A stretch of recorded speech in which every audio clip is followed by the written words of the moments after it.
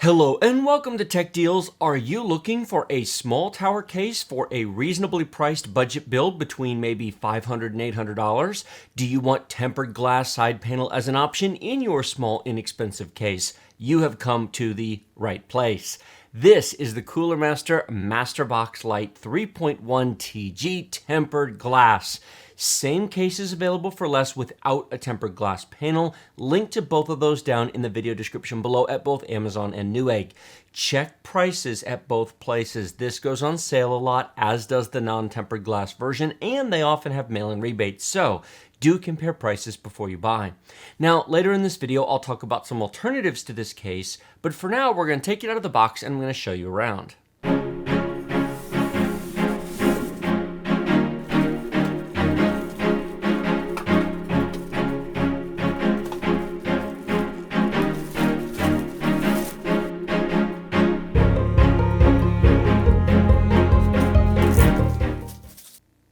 As you can see from the side here, we have the tempered glass panel. It is a perfect mirror finish. Now, if you get the non-TG version of this, besides saving a little bit of money, the case will weigh a bit less. The acrylic side panel weighs less than glass, and it will not be quite as reflective of this. I'm not going to take the side panel off so that I can show you the inside. Here you can see the glass panel removed and inside. Now I've taken a few minutes, taken the parts out of the case, pulled the back off, measured everything to see how I'm going to do a build in this case. And I will do a build in this case. A Ryzen 3 1300X is going in here. Now as far as the case itself, allow me to share first the good points with you and then I'll cover the bad. You can see here in the back, a 120mm fan comes pre-installed. That's for exhausting heat out the back. There are two additional fan mounts in the front that will take either two 120mm fans or a 240mm radiator. Yes, this actually does support a 240mm liquid cooler. Now, I personally would not use this case if I'm using 240mm liquid cooling, but you could if you are severely space limited, if you're looking for a micro ATX case rather than a mid-tower case, for example, that certainly could be an option. There are no fan mounts on the top. There are a place to install two 3.5-inch hard drives, but it's really ingenious. The 2.5-inch SSD mount is on top of that tray. Let me show you.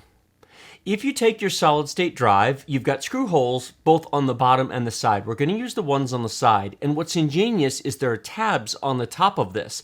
The back two just have notches to hold into the back two notches here. You only screw the front two on.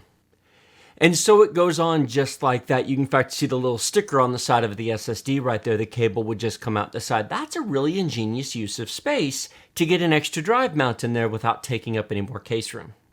I have now removed the back panel so you can see the nice big open area here. I love cases that give a big motherboard opening, makes it really easy to access the back of the motherboard if you need to install or remove a cooler for any reason. There is limited cable management in the back, although not a ton. Your main 24-pin ATX cable and your PCI Express and your 8-pin CPU power cable will not be able to be run back here. The only thing that's really got room for back here are maybe some serial ATA cables and then the front panel connectors. Everything else has to go in front. Now the hard drive cage is removable and you'll have to remove it to install a hard drive. There's two screws here and then there's four on the bottom. It simply comes right out because in order to install a hard drive, there's no toolless tray here. You actually have to screw all four screws into the side of a hard drive. And as I said before, it does have room for two drives. You can also completely remove it and have no drive cage, but then you also lose the place to mount your 2.5-inch SSD. If you're putting in just one M.2, you could certainly do that, but I imagine most people building with this case are going to put at least one hard drive in because, after all, SSDs are still quite expensive. I have removed the front panel plastic cover and you can see here very clearly the mounts for two 120mm or a 240mm liquid cooler in the front. There's plenty of space issues here. This drive cage is set far enough back. There'd be no issues with getting a radiator up here and certainly not for fans as well. And as you can see here, it's got plenty of room. Now, the front panel is plastic, but there's airflow at the top and bottom, providing enough airflow for a system build of this level. If you really want to spice up and bling your case, you could consider something like this. This is a triple fan RGB kit.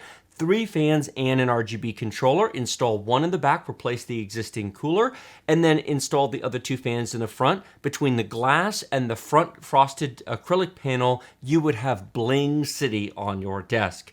Now, please note, this is an expensive way to go about it.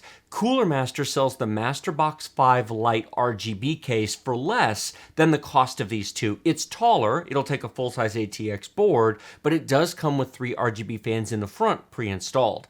However, if you want a micro ATX or a mini ITX case, well, this is your option.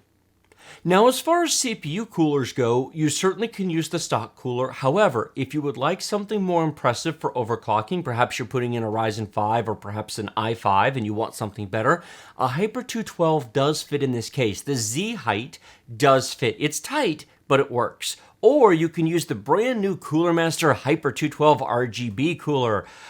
Yes, I know it says MA410P whatever on the box. I'm calling it the Hyper 212 RGB because that's what it should have been called. Now, it's a newer design. You can see here it's nice, pretty, and shiny. It'll get used in a build at some point. Not in here, but it will get used at something in the future. But it is a little bit more expensive, but if you want some RGB goodness, it's an option. Now, I mentioned you can put a 240mm liquid radiator on the front. You can also install a 120mm liquid radiator in the back if you want liquid cooling. Cooler Master's new Master Liquid Lite 120 RGB is a very inexpensive way to get liquid cooling and RGB into your system.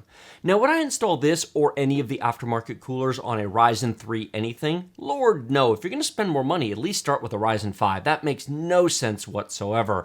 But if you are going to go with something like a Ryzen 5 1600 and you'd like to overclock it and perhaps you prefer the maximum overclock that you can get, yes, you will get a better overclock out of aftermarket coolers than the included coolers. The other option is if you're building an Intel system, an i3K chip or an i5K chip, then you definitely want to go with top-end cooling, either one of the big tower coolers you saw or something like this. In fact, for the i5 8600K, well, first of all, honestly, I would use a different case, but putting that issue aside, if you have to, due to size reasons, build in a case like this, the Master Liquid 240 Lite will mount in the front here, and it's under $100 for an RGB cooler, and that is a pretty good deal. Just as a side note for those of you curious, I am going to do an i5 8600K build, but not in this case. I will use the Cooler Master MasterBox Pro 5 RGB.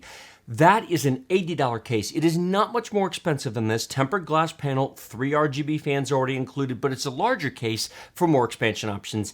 Frankly, that CPU, a $300 CPU, deserves at least an $80 case in my opinion. And as you can see here, we have the excellent Cooler Master Master Liquid Lite 240 RGB cooler. One of the most common questions I'm bound to get is how in the world do you get any cooling out of the front of that thing when it's just a big piece of plastic? This is how. You have the top and you have the bottom of the case, which have vent holes right here and right here along the bottom, which allow air to come in. Now, certainly, it's never going to be as much airflow as a case that's nothing but mesh in the front. Something such as the Cooler Master MasterBox 5 non-light, non-pro RGB is just mesh in the front with tons and tons of cooling. There are other cases as well that just have mesh in the front to allow all the airflow in. If you're building a high airflow system, certainly something with plastic and glass all over it is probably not the one you want to build. But for a Ryzen 3 or a Ryzen 5 or a non-overclocked i5 or any of the i3s, frankly, it's going to be enough cooling. I'm not worried about it. But as I said before, an overclocked i5 or anything with a 7 in the CPU name deserves a whole lot more case. A quick note about the acrylic front panel. The colors are changeable. It comes with red pre-installed, but you also have black and you also have white that you can replace it with as well. All this is included in the box.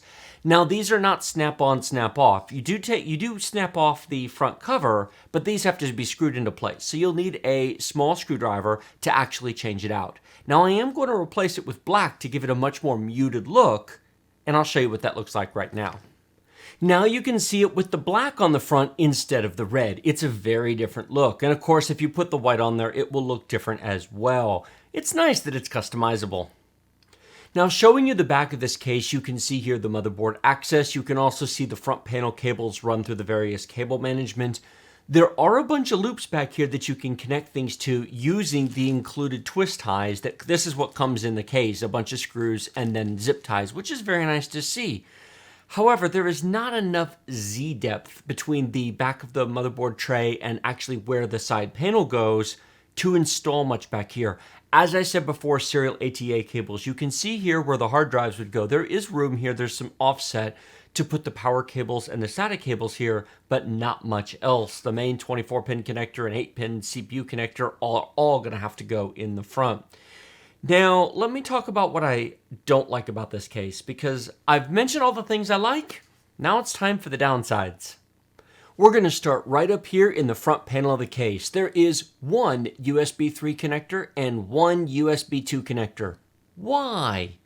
That means that you've got two cables inside that have to run to your motherboard. One's a USB 3, one's a USB 2. Each is capable of supporting 2 ports. Each only has one, using up 2 of the ports on your motherboard. Why could this not just be 2 USB 3 ports on the front? The cable supports it. You wouldn't even need the second cable. That makes no sense to me whatsoever. While I like the way that the 2.5-inch SSD mounts to the top of the drive cage, that's clever and ingenious use of space. Why are there no toolless trays in the hard drive tray? This is 2017. They're 2 bits of plastic. They slide in. The cage is there anyway. Making the customer have to remove the drive cage to install hard drives makes 0 sense to me. There's no way to get screws in the other side unless you take it out. It would cost, what, 20 cents, 25 cents to put 2 plastic trays, 2 toolless trays in there? And with the benefit of 2 toolless trays, you could then just mount 2.5-inch SSDs to them if you didn't want to put 3.5-inch hard drives. That's a miss, in my opinion. Let's talk about the glass panel for just a minute. TG, tempered glass. Now, 2017 is both A, the year of RGB, and B, definitely the year of glass panels. Glass is gorgeous. It shows every reflection. It's mirror finish. It does make the case look nicer than perhaps maybe it really is. However, I do want to point out that unlike some higher-end cases with glass, the MasterMaker 5T that I've recently covered, for example, that my Ryzen 7 is built in, that has a handle for the glass. It has a groove in the bottom. It actually inserts into the side. It rests, and you just put it up in place.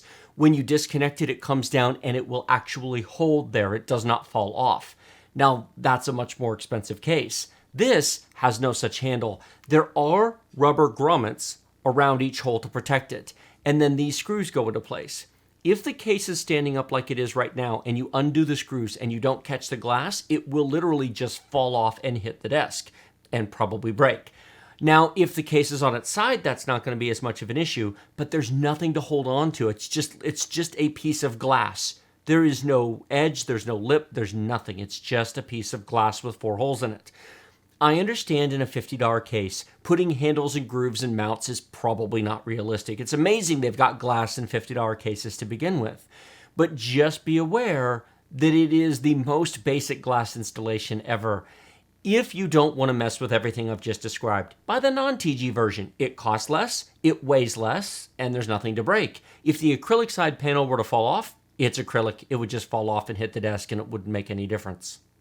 Let's talk about fingerprints and dust, shall we? As pretty as it looks on the front, I've had to stop filming 3 times to clean my fingerprints off the front, and I probably still missed one.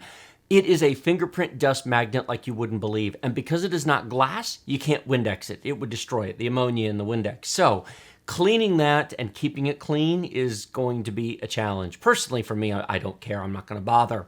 If you don't want the acrylic front panel, there's an alternative.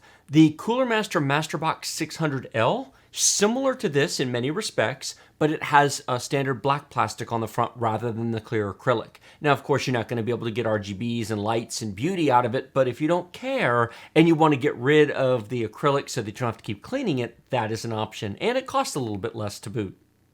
Now, this here is not so much a problem with the MasterBox Lite 3.1 itself, it's just that when you consider the entire market, you really have to want a mini ATX case in order to go with it. Now, the tempered glass version retails for $50. The non-tempered glass version is less at $40. What you see in front of you here is the MasterBox 5. This is not the Pro and it's not the Lite, it's the full MasterBox 5. It's currently retailing for about $60 or about $20 more than the non-tempered glass version of the MasterBox Lite 3.1. However, look how much larger it is. Mesh in the front, no acrylic. It's got great airflow. In fact, you can see through it. And the reason you can see through it, I don't have the graphics cards installed here at the moment. This is my i7 7700K build from February. This is not an empty case. It's got a full computer in it, minus the graphics cards. But it's got room for more SSDs. It's got more expansion options. It has room for cable management behind the motherboard tray. For $20 more than the Lite 3.1, you get so much more case. If you absolutely are doing a strictly budget build, a $500, $600, maybe $700 build, fair enough. If you want a small, thin, lightweight case, if you want the acrylic on the front, if you want the glass side panel, the MasterBox Lite 3.1 is nice. But if you want more room to build in, I gotta say, personally, I'll take the MasterBox 5 over the MasterBox Lite 3.1 all day long just for the increased options. But then again, I have room for this. Not everybody wants this big, huge case on or under their desk, and I understand, which is why we have choices. But when I'm talking about the negatives and downsides of anything, I want to point out not just the case itself, but how it compares to other options on the market. And when you consider that for $20 more, you get this, well, it's really a personal choice. Just be aware of what you're giving up to save that $20. As much as I love mid-tower and full-tower fancy cases, I recognize that there's a market for these. If you're on a budget, if you're building, say, a $500 build, which is what I will be putting in here, every $20 does count. Ryzen 3, i3, something like that. A $40 to $50 case makes a lot of sense. Like this video if you like it, share it with your friends if you loved it. Remember to subscribe to my channel with the big huge red button directly below. Questions and comments in the comment section. Check the links in the video description. I will put links to the tempered glass and non-tempered glass version of this, the alternative MasterBox 600L without the acrylic on the front, as well as the MasterBox 5 and the MasterBox 5 Lite as well, if you want something larger than this for not too much more money. Thank you so much for watching. I will see you in the next video.